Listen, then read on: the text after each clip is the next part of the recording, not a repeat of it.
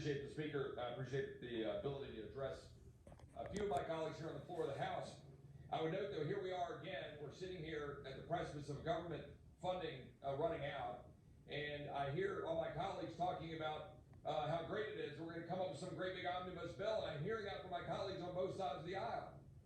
Nobody in America wants us to plus up more spending irresponsibly. Nobody in America wants us to say, oh, let's pat ourselves on the back now, because some of my colleagues on the other side of the aisle are saying, well, you know what, it's time now to ban Russian oil. It's not good enough to ban Russian oil if we're not going to open up American oil and gas. All we're going to do is provide more money to Venezuela, more money to Saudi, more money to Iran.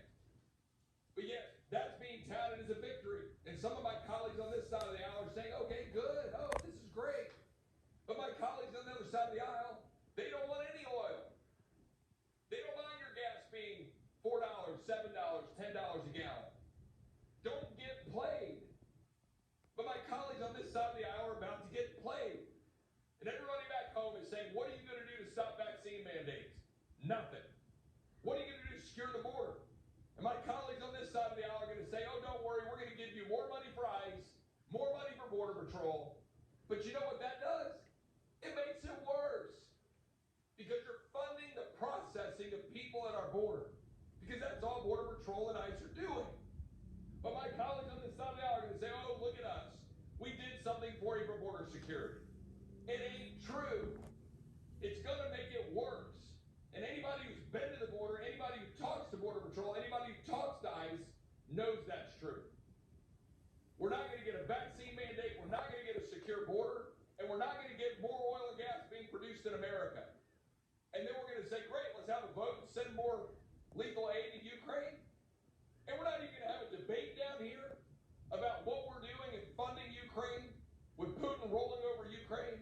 All we're doing is backroom deal making, waiting for somebody to drop a bill on the floor of the House and then come down and vote yes or no. That is a disgusting display by both sides of this body. We ought to have a full and open debate on the floor of the House about what we're doing in sending arms to Ukraine, how much we're spending, what it means for our involvement, what it means for NATO, what it means for stopping Putin, and stop spending money we don't have.